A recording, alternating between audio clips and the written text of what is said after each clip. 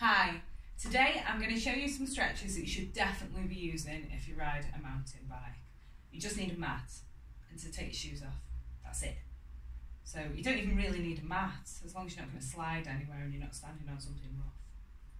So let's go. We're going to start by getting our shoulders moving. So I want you to bring your arms out to the sides. As you inhale, I want you to raise them up, keeping your palms pointing forward, and bring your biceps in line with your ears. Then you're going to bend the elbows and you're going to try and touch the thumb and the forefinger as you reach the hands down. So you're sliding the thumbs down towards the neck, the elbows are bending. Keep trying to pull back away from the back of your head. On an inhalation, come all the way up, the fingers stay together for as long as they possibly can.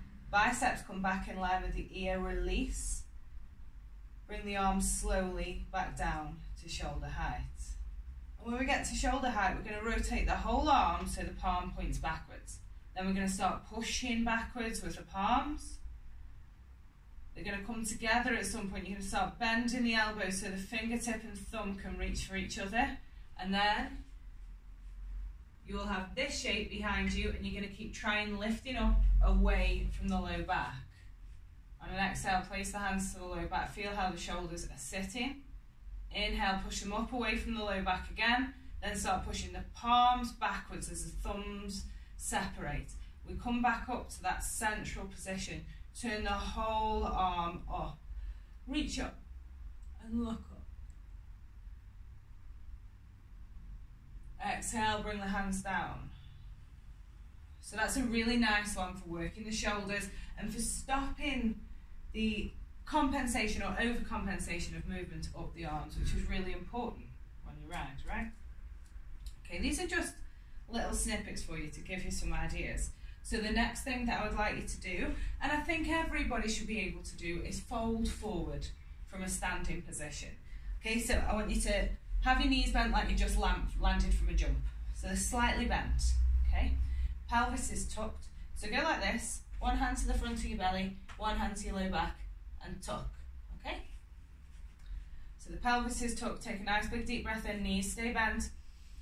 As you exhale, just lean forward with your upper body and send your bum and your hips back. Knees are bending, knees are bending. Bring the belly as close to the thighs as you can. Let the hands come down towards the ground. And then when you're about as far as you can go, let your head hang nice and heavy so you can wobble your head from side to side. Feet are firmly planted. Each time you exhale, you get a nice soft belly, high toes. You get a nice soft belly so you can get some more space. Stay there for 5 breaths. It's going to look a little bit like this if you're new to it. Maybe more like this, it doesn't matter, it's still a forward fold.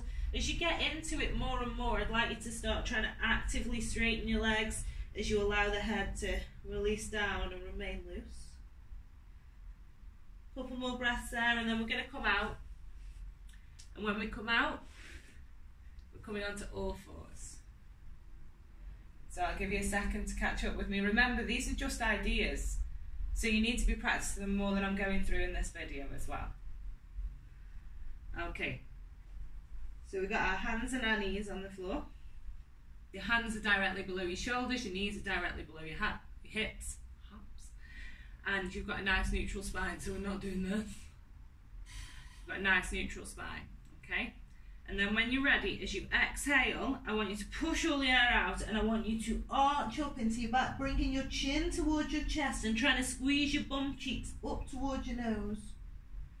On an inhale, come back through that central position, then lower the belly, raise the head, and think like you're pushing your hips up towards the sky, so the bum cheeks push up towards the sky. And then as you exhale, you come all the way through again, pushing the spine up towards the ceiling, pushing down through your hands, through your toes, through your knees. Inhale, come back to center, loop forward.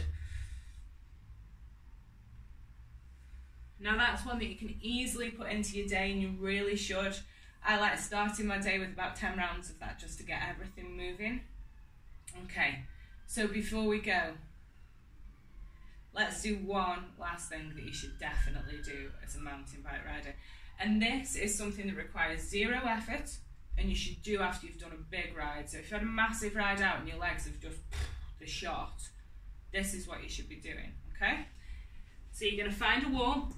I know I said you only needed a mat, I lied. You're going to find a wall, you're going to sit next to it, you're going to bend your knees and have your feet flat to the floor, okay? Then when you're ready, you put your hands to the ground, you're going to let your low back come down, let your upper back come down, legs swing up towards the wall. You can shuffle your bum into it a bit. It's a really elegant and graceful pose, as you can see. And then I just want you to stay there. So every single time you go on a big ride out, okay, and your legs are just done, you feel like you're walking through thick mud, this is what you should be doing. It's aiding the venous return, it's aiding the lymph coming back down through the body.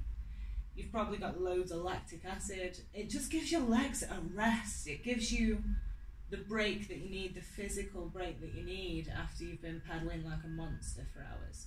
So if you only take one thing away from this video, let it be that this is just as important as like bashing out some squats for strength.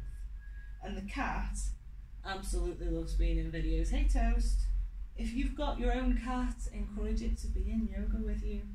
They're irritating, but it really does test your zen. Bless her. Okay, so you stay here for about 5-10 minutes, depending on how knackered you are, but I'm going to have to get up and switch the video off, and it seems give this puss cat some attention. So yeah, cheers for tuning in. Come on, move. Toast, you've got me on.